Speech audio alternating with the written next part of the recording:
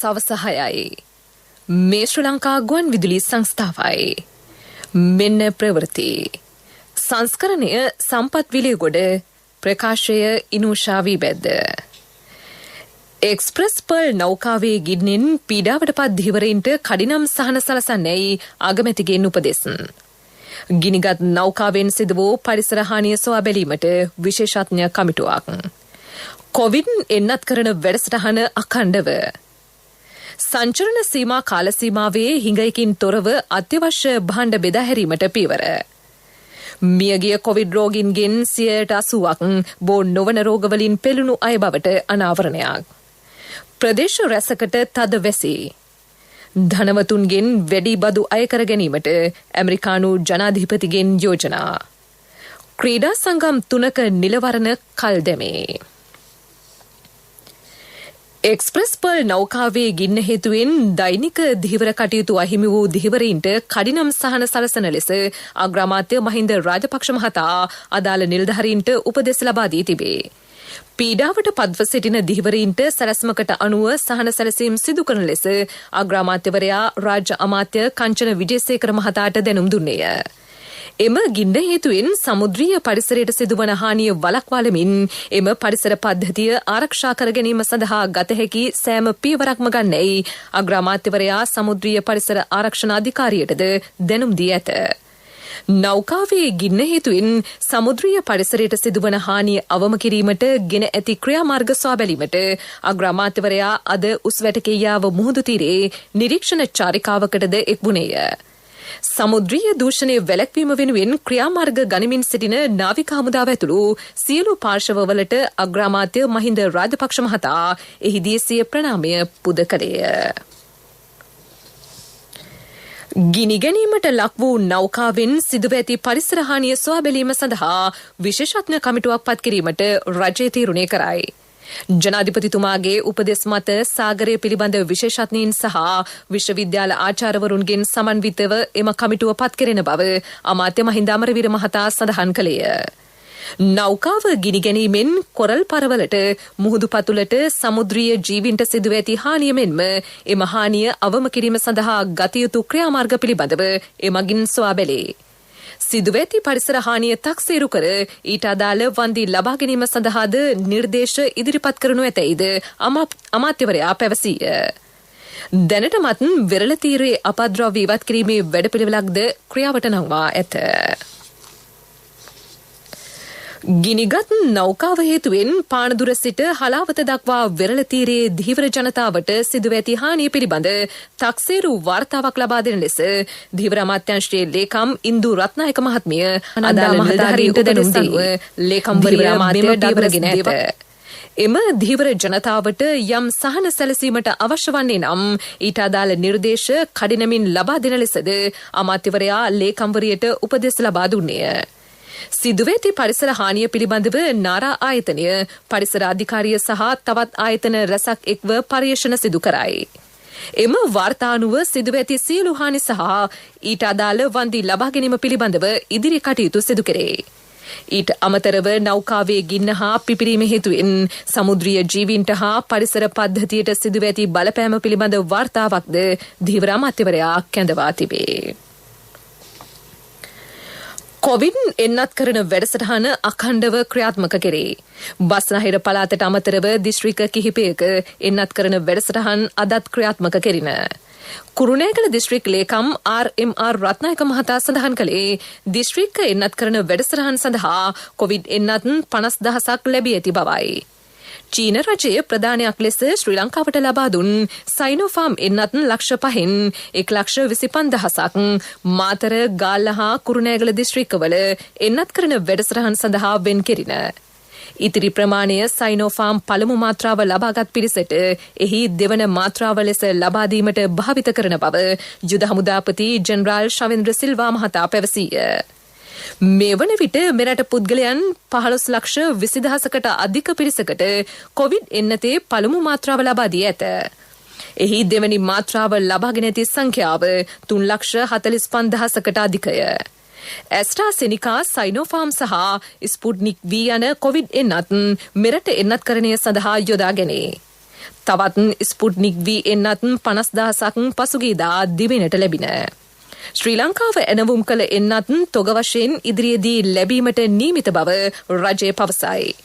මෙරට ජනගහනයෙන් 60%කට කොවිඩ් එන්නත ලබා දීම සැලසුම වී තිබේ.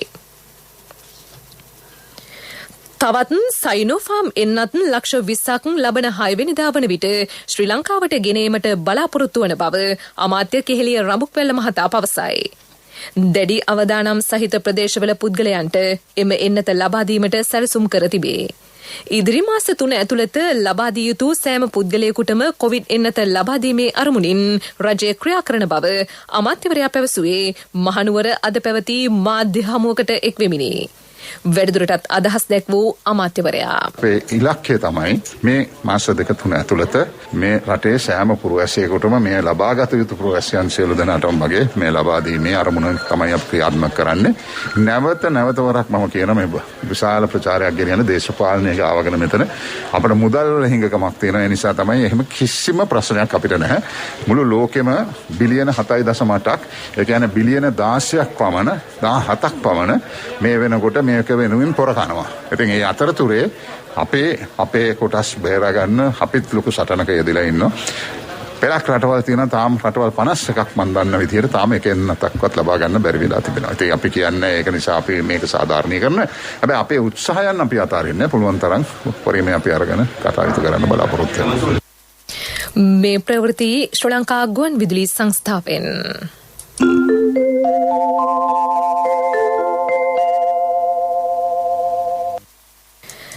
සංචරණ සීමා කාල සීමාවේදී අත්‍යවශ්‍ය භාණ්ඩ බෙදාහැරීම සඳහා අවශ්‍ය සියලු පියවර ගෙන ඇතැයි රජය පවසයි. දිස්ත්‍රික් සහ ප්‍රාදේශීය ලේකම්වරුන් මගින් අදාළ බලපත්‍ර නිකුත් කෙරේ. දැනටමත් දිවෙන පුරා දිස්ත්‍රික්ක මට්ටමින් අත්‍යවශ්‍ය භාණ්ඩ බෙදාහැරීම සඳහා බලපත්‍ර නිකුත් කර ඇතැයි දිස්ත්‍රික් ලේකම්වරු පවසති. සතොස සහ පෞද්ගලිකංශයේ ආයතන රැසක් අත්‍යවශ්‍ය භාණ්ඩ නිවෙස්වලට බෙදාහැරීමේ වැඩපිළිවෙලක්ද ක්‍රියාත්මක කර තිබේ. සංචරණ සීමා කාල සීමාවේදී ජනතාවට අවශ්‍ය අත්‍යවශ්‍ය භාණ්ඩ හා ආහාර ද්‍රව්‍ය හිඟකින් තොරව බෙදා හැරීම රජයේ අපේක්ෂාවයි. මෙම සියලු කටයුතු සිදු කෙරෙන්නේ සෞඛ්‍ය මාර්ගෝපදේශවලට යටත්වය. මේ අතර හෙට සහ අනිද්දා කොළඹ මෙනින් වෙළඳපළ විවෘතව පවතී. තොග වශයෙන් පමණක් අලෙවි කිරීම සිදු කෙරේ. අත්‍යවශ්‍ය රාජකාරිවල යෙදෙන්නන්ටද ආයතන ඇඳුම්පත පෙන්වා එළවලු මිලදී ගැනීමේ හැකියාව පවතී. එළවලු හා පළතුරුවල හිඟයක් නොමැත. අද සිට 31 වෙනිදා තෙක් වැලිසර ආර්ථික මධ්‍යස්ථානයද විවෘතව ඇත. කොවිඩ් හේතුවෙන් මියගිය පුද්ගලයන්ගෙන් 80%ක් බෝ නොවන රෝගවලින් පෙළුණු අය බව ශ්‍රී ලංකා විශේෂඥ කායික වෛද්‍ය විද්‍යායතනය පවසයි. එබැවින් නිවෙස්වල සිටින බෝ නොවන රෝග ඇති පුද්ගලයන් වැඩි අවධානයෙන් ක්‍රියා කිරීම වැදගත්ය. විශේෂයෙන් ඔවුන් නිසි පරිදි ඖෂධ භාවිත කිරීමෙන් වෛරසය සම්ප්‍රේෂණය වීම පාලනය කර ගැනීමට රුකුලක් වන බව එම ආයතනයේ සභාපති විශේෂඥ වෛද්‍ය හර්ෂ සතිෂ්චන්ද්‍ර මහතා ජාතික ගුවන් විදුලියට පැවසීය. සංචරණ සීමා හේතුවෙන් නිවෙස්වල සිටියද ඔවුන් හැකි සෑම විටම සෞඛ්‍ය ආරක්ෂිත ක්‍රමවේද භාවිත කිරීම වැදගත්ය. වයඹ වෙරළ තීරයේ ඛාදනය වැළැක්වීමේ විශේෂ වැඩපිළිවෙලක් ආරම්භ කරේ. පසුගියදා ඇති වූ අයහපත් කාලගුණය සමග මුහුද රළු වීමෙන් එම වෙරළ තීරයේ ස්ථාන රැසක් දැඩි ලෙස ඛාදනයට ලක්විය.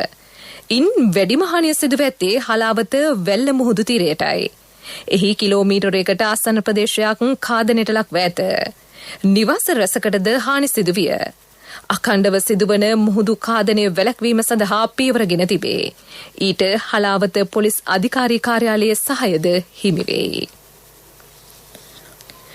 කොවිඩ් වසංගතය දුරු කිරීම අරමුණු කරගනිමින් ශ්‍රී ලංකා ගුවන් විදුලි සංස්ථාවේ මෙහෙවීමෙන් දිවයින පුරා විහෙර විහාරස්ථානවල සංවිධානය කළ රතන සූත්‍රයේ සජ්ජායනා කිරීමේ වැඩසටහනේ 206 වෙන්න අද දෙහිවල කරගම්පිටිය ප්‍රතිබිම්බාරාම විහාරස්ථානයේදී පැවැත්වේ. විහාරාධිපති පූජ්‍ය හොරවින්නේ රතනසිරි ස්වාමින් වහන්සේගේ අනුශාසකත්වයෙන් මෙය සංවිධානය කරේ. ශ්‍රී ලංකා ගුවන් විදුලි සංස්ථාවේ සිටි FM සහ වෙළඳ සේවය ඔස්සේ සවස 6:30 සිට රතන සූත්‍ර සජ්ජායනය විකාශය කෙරේ. මීළඟට ප්‍රමුඛ පුවත.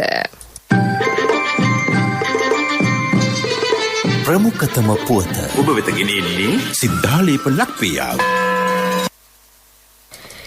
එක්ස්ප්‍රස් පර්ල් නෞකාවේ ගින්න හේතුවෙන් හානියටපත් වෙරළ තීරයේ අපද්‍රව්‍ය ඉවත් කිරීමට තවත් සතියක පමණ කාලයක් ගත වනු ඇතැයි ආපදා කළමනාකරණ මධ්‍යස්ථානයේ අධ්‍යක්ෂ ජෙනරාල් මේජර් ජෙනරාල් සුදන්ත රණසිංහ මහතා සඳහන් කරයි.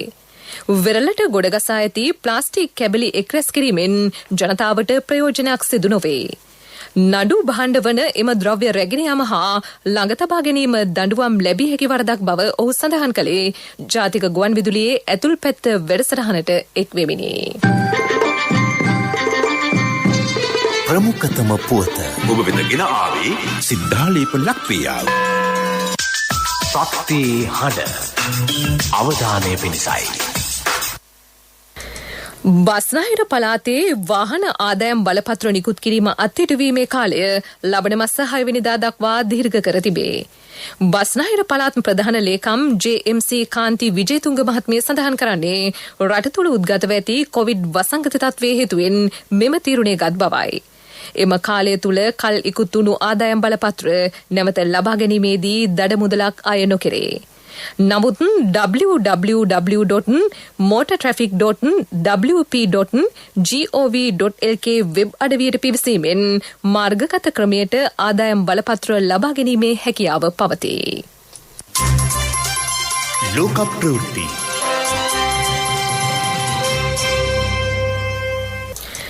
ඇමරිකානු ධනවතුන්ගෙන් වැඩි බදු අය කර ගැනීමට ජනාධිපති ජෝ බයිඩන් යෝජනා කර තිබේ.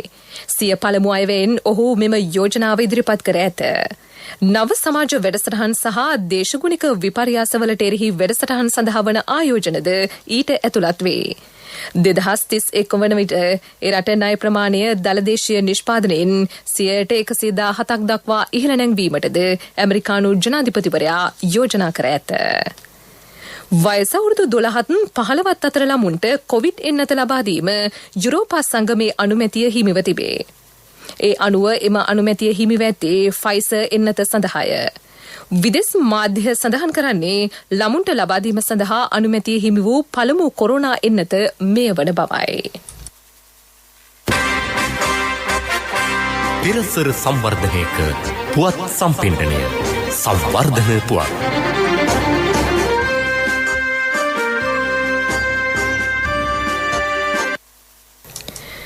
දිවෙන පුරා හඳුනාගත් රෝහල් 25ක විශේෂිත අධිසත්කාර ඒකක පිහිටුවේ.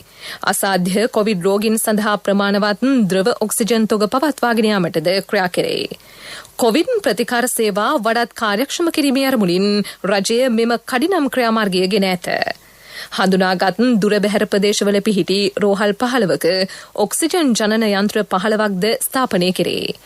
ඊට අමතරව දිස්ත්‍රික්ක මට්ටමින් ජංගම වෛද්‍ය ඔක්සිජන් උත්පාදන යන්ත්‍ර 100 බැගින් පිරිනැමේ. සිලින්ඩර් මගින් ඔක්සිජන් සැපයීමේ අවශ්‍යතාව අවම කිරීම එහි අරමුණයි. මාසිකව ද්‍රව ඔක්සිජන් ලීටර් 1,20,000 බැගින් ආනයනය කර ආරක්ෂිත තොගයක් පවත්වාගෙන යාමටද රජය සැලසුම් කර තිබේ.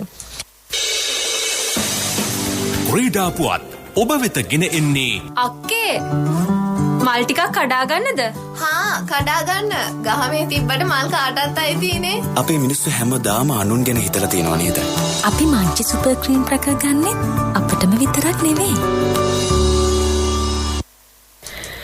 නිලවරණ 3ක් කල් දමා තිබේ. පාපන්දු ටයිකොන්ඩෝ සහ ඉලක්කයට වෙඩි තැබීම යන සම්මේලනවල නිලවරණ මෙසේ කල් දමා ඇත. කොවිඩ් වසංගත තත්ත්වය සහ සංචරණ සීමා දීර්ඝ කිරීම ඊට හේතුවයි.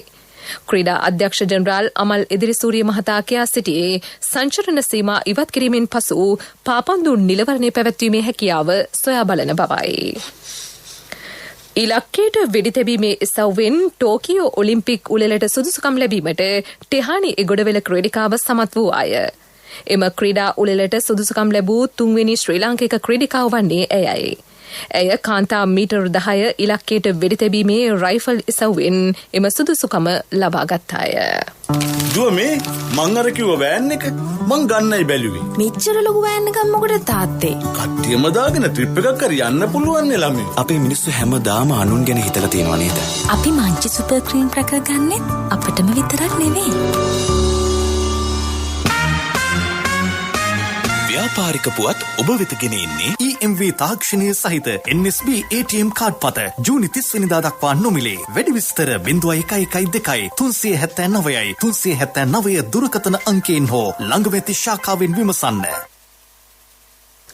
කොරෝනා වසංගතයෙන් පීඩාවට පත් වූ ව්‍යාපාර සහ පුද්ගලයන් සඳහා ලබා දී ඇති ණය සහන කාල සීමාව දීර්ඝ කෙරේ. ඊට අදාළ නියමයන් බලපත්‍රලාභී සහ විශේෂිත බැංකුවලට යොමු කර ඇතැයි ශ්‍රී ලංකා මහ බැංකුව පවසයි. ඒ අනුව කොරෝනා තුන්වන රැල්ලට මුහුණ දී ඇති පුද්ගලයන්ගේ ණය පහසුකම් සහ පොලිය මෙලෙස සකස් කරන ලෙස දැනුම් දී ඇත. ව්‍යාපාරික පුවත් ඔබ වෙත ගෙන ආවේ දැන් වඩාත් සුරක්ෂිත අඛණ්ඩ සේවයක් සපයමින් බැංකු කටයුතු තවත් පහසු කරන EMV තාක්ෂණය සහිත NSB ATM කාඩ් පත ජූනි 30 වෙනිදා දක්වා නොමිලේ. වඩාත් කාර්යක්ෂම NSB ඔන්ලයින් බැංකු සේවාවෙන් ඔබ කොතැනක සිටියත් නොමිලේම ඔබේ බැංකු කටයුතු එසැනින්. වැඩි විස්තර 0112 379යි 379 දුරකථන අංකයෙන් හෝ ළඟම ඇති ශාඛාවෙන් විමසන්න. කොන්දේසි අදාළ වේ. NSB ශ්‍රී ලංකාවේ සුරක්ෂිතම බැංකුව.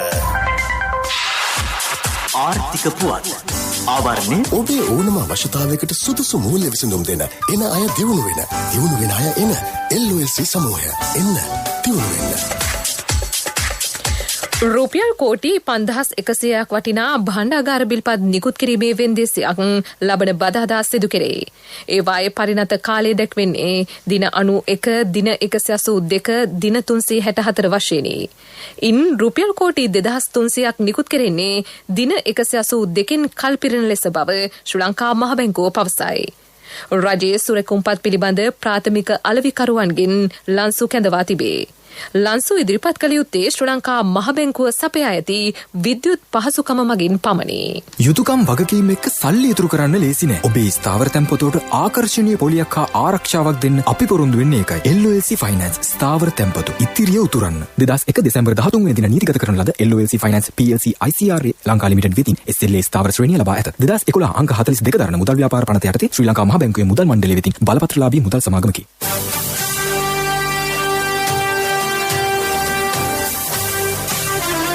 කාලගුණ වාර්තාව ඔබ වෙත ගෙන එන්නේ සයුරු දීවර කාලගුණ තොරතුරු සේවාව. ඔබගේ ප්‍රදේශයට අදාළ කාලගුණ තොරතුරු නොමිලේ එසැනින් ඔබේ ඩයලොග් දුරකථනයට 828 අමතා ලියාපදිංචි වන්න. දීවර හා ජලජ සම්පත් දෙපාර්තමේන්තුව සහ කාලගුණ විද්‍යා දෙපාර්තමේන්තුවේ ඉදිරිපත් කිරීමකි. සයුරු සමග සොරැකීම. සබරගමුව පළාතෙත් නුවරඑළිය සහ මහනුවර දිස්ත්‍රික්කවලත් විටින් විට තද වැසි ඇතිවේ. බස්නාහිර සහ වයඹ පළාත්වලත් ගාල්ල සහ මාතර දිස්ත්‍රික්කවලටත් වැසි ඇතිවිය හැකි බව කාලගුණ විද්‍යා දෙපාර්තමේන්තුව නිවේදනය කරයි. දිවෙන වටා මුහුදු ප්‍රදේශවල සුළඟේ වේගය පැයට කිලෝමීටර් 50ක් පමණ දක්වා ඉහළ යයි. එමෙන්ම බේරුවල සිට ගාල්ල සහ හම්පන්තොට හරහා පොතුවිල් දක්වා වන මුහුදු ප්‍රදේශවල සුළඟේ වේගය විටින් විට පැයට කිලෝමීටර් 70 දක්වා වැඩි වේ. එම මුහුදු ප්‍රදේශ රළු විය හැකි බැවින් ධීවර හා නාවික කටයුතු වල යෙදෙන ජනතාවට අවධානයෙන් පසුවන්නේයි එම දෙපාර්තමේන්තුව දැනුම් දෙයි.